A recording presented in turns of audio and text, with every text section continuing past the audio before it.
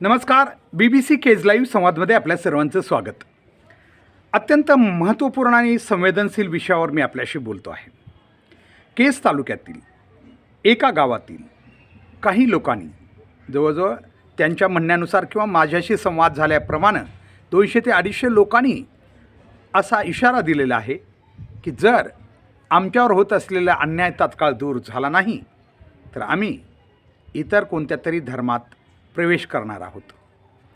विशेष म्हणजे याबाबतचं एक निवेदन त्यांनी मलाही या ठिकाणी टाकलं होतं व्हॉट्सअपवर, मात्र ते मी पाहिलं, आता डिलीट केलेलं आहे ते. आणि इतरांनाही त्यांनी आपण सांगितलं आहे, लोकप्रतिनिधींनाही सांगितलेलं आहे आणि आपला होत असलेला त्रास प्रशासनाच्या वेळोवेळी कानावर घातलेला आहे असं त्यांचं मत आहे. हे गाव कोणतं आहे, संबंधित लोक कोणत्या धर्म किंवा जातीचे आहेत किंवा ते कोणता धर्म स्वीकारणार आहेत हे मी इथं आता एक जबाबदार नागरिक म्हणून सांगणार नाही.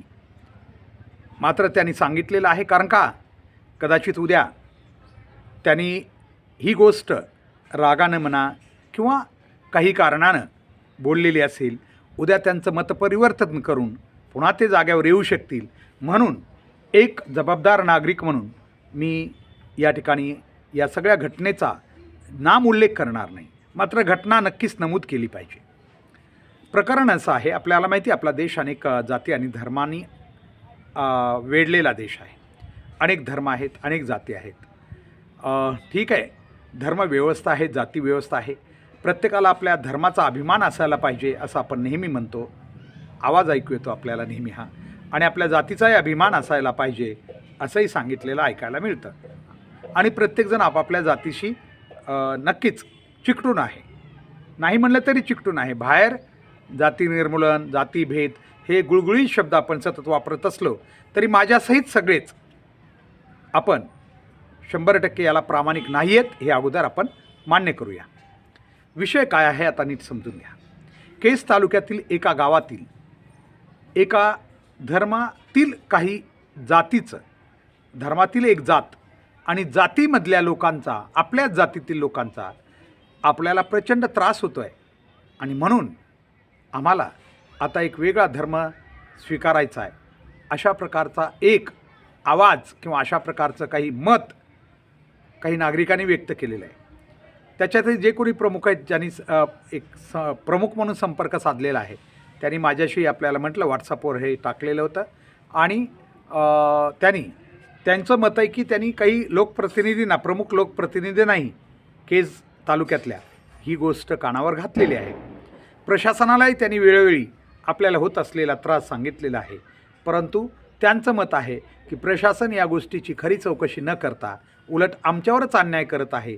त्यामुळं या अन्यायाला कंटाळून कदाचित आम्हाला आता काहीतरी वेगळा निर्णय घ्यायचा आहे. विषय काय आहे, आता जातीबद्दल मी बोललो, आता म्हणजे धर्मातील जातीबद्दल आपण थोडासा सविस्तर विचार करू.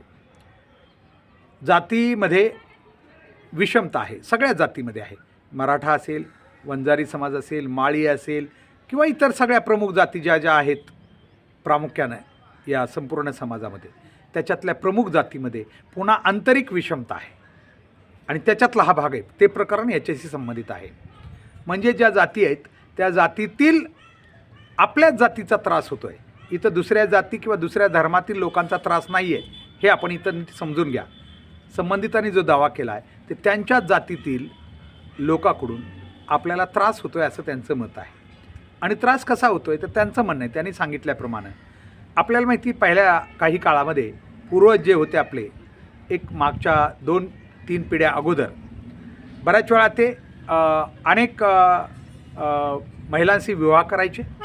त्याच्यातले पहिले विवाह जे असायचे 1 किंवा 2, त्याला जास्त समाज मान्यता होती किंवा ते सन्मानजनक समजलं जायचं.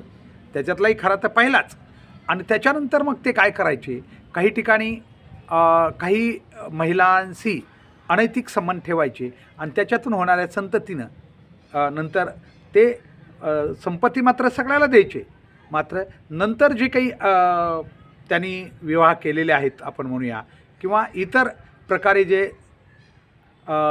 संबंध ठेवून त्यांनी जी काही त्यांचा विस्तार झालेला आहे त्या लोकांना मात्र समाजामध्ये चांगलं स्थान नाही असा आवाज आता यातून आलेला आहे. आणि याच्यातूनच अशा प्रकारच्या घटना घडत असल्याचं या प्रकरणावरून तरी दिसतं आहे. ठीक आहे, आपल्या जातीमध्ये तुम्ही असे, तुम्ही तसे, तुम्ही आमच्या बरोबरीचे नाहीत असं म्हणत या लोकांना काही त्रास होतो आहे असं त्यांचं मत आहे. आणि जेव्हा जेव्हा अशा त्रासातून भांडणं होतात किंवा काही प्रकरणं होतात तेव्हा प्रशासनाकडे गेलं तरी प्रशासनही आम्हाला योग्य न्याय देत नाही असं या लोकांचं मत आहे. आणि त्याच्यामुळं या सगळ्या बाबीला कंटाळून आपण आता एक वेगळाच धर्म स्वीकारण्याचं ठरवल्याचं त्यांनी मत व्यक्त केलेलं आहे. आता खरं तर या बाबीची प्रशासनानं गंभीर चौकशी केली पाहिजे. असं खरोखर का घडतं आहे? घडत असेल तर या लोकांचं मतपरिवर्तन केलं पाहिजे.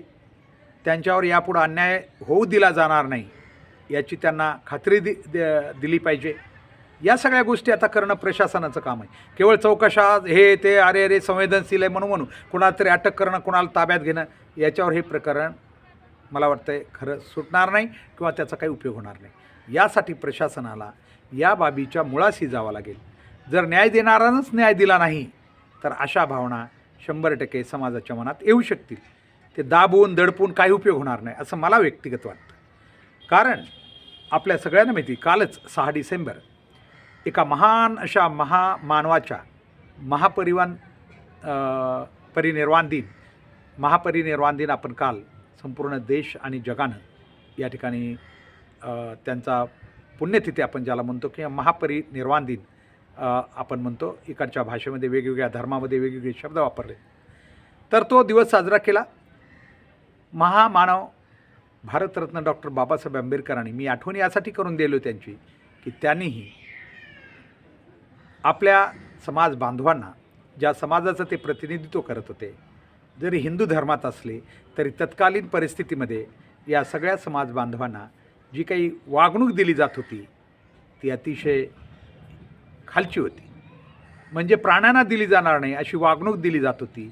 आणि म्हणून त्यांनी शेवटी आपल्या सगळ्यांना माहिती, जगजाहीर माहिती आहे की त्यांनी आपल्या अनुयायासह बौद्ध धर्म स्वीकारला. इथं सांगायचं तात्पर्य, ही वेळ का आली? जर हिंदू धर्मात हे मान सन्मानानं किंवा त्यांना योग्य सन्मान मिळाला असता तर त्यांनीही तो धर्म सोडला नसता कदाचित. काय होतं आहे, आपण धर्मात माणसं आहेत तोपर्यंत त्याची काळजी करत नाही. आणि मग नंतर जेव्हा त्यांना नाईलाज होतो किंवा ते काहीतरी वेगळा निर्णय घेतात तेव्हा मग आपले डोळे उघडतात. आज बी अशी प्रकरणं तशीच कुठंतरी असावीत असं मला वाटतं. म्हणून प्रशासनानं, माझ्या माहितीप्रमाणे प्रशासनाकडे हा मुद्दा गेलेला आहे. प्रशासन कदाचित चौकशीच्या मार्गावर आहे. प्रशासनानं या बाबीची गंभीरतेनं चौकशी करावी. खरोखर त्यांना अशी भावना त्यांची का बनली की चक्क एक जातीतून आपल्याच जातीतील लोकांचा त्रास होतो आहे असं त्यांचं म्हणणं आहे त्या निवेदनामध्ये. तर हे का होतं आहे असं याची प्रशासनानं गंभीरतेनं चौकशी केली पाहिजे. नसता केवळ प्रकरणं दाबादाबी करून त्याच्यावर मलमपट्टी करत राहिलोत तर दुसरी प्रकरणं पुन्हा उद्भवू शकतात. अशा प्रकारच्या घटना समाजामध्ये घडू नयेत यासाठी प्रशासन, त्याचबरोबर जी काही लोकप्रतिनिधी आहेत आणि धर्माची शिकवण, धर्माचं रक्षण करतोत आपण असं ज्यांना ज्यांना वाटतं त्या सर्वांनी, ज्यांना वाटतं की आपल्या धर्मामध्ये वाईट गोष्टी होऊ नयेत, त्या सर्वांचं हे कर्तव्य आहे की अशा गोष्टी जर होत असतील तर त्या लोकांच्या पाठीमागं उभा राहिलं पाहिजे. त्यांना न्याय दिला पाहिजे. कुठं त्यांच्यावर अन्याय झाला आहे तो अन्याय दूर झाला पाहिजे. तरच भविष्यामध्ये अशा गोष्टी पुन्हा होणार नाहीत. हे प्रकरण लवकरच याची शहानिशा होईल आणि हे गाव कोणतं आहे, हे व्यक्ती कोण आहेत, कुठल्या समाजाशी किंवा कुठल्या जातीशी संबंधित आहे, हे सगळं आपल्याला लवकरच कळेल. कारण प्रशासनच ती कदाचित आज ना उद्या ही गोष्ट बाहेर येईल. कारण त्यांना हे स्पष्ट करावे लागेल. कारण त्यांना खात्री द्यावी लागेल. त्यांचं मतपरिवर्तन करावं लागेल. तरच कदाचित भविष्यात अशा गोष्टी टळू शकतील. आज माझा सांगण्याचा उद्देश एवढाच आहे. एक जबाबदार नागरिक म्हणून माझ्याजवळ जे प्रकरण आलेलं आहे ते प्रशासनानं लवकरात लवकर त्याला व्यवस्थितपणे त्याची सोडवणूक करावी. कारण मी प्रशासनाकडं याची मागणी करण्यापेक्षा प्रशासनाला संबंधित लोकांनी मागणी केलेली आहे. त्यामुळे प्रशासनाचं हे स्वतःच काम आहे. कारण का कुणी लोकांनी त्यांना सांगावं याची गरज आता राहिलेली नाही. जी काही त्यांनी तक्रार केलेली होती त्या तक्रारीनुसार त्यांना न्याय मिळाला तर मला वाटतं या गोष्टी लगेच थांबतील. तर भविष्यात मला वाटतं यावर नक्की योग्य ती कारवाई होईल. आजच्यासाठी एवढंच. धन्यवाद.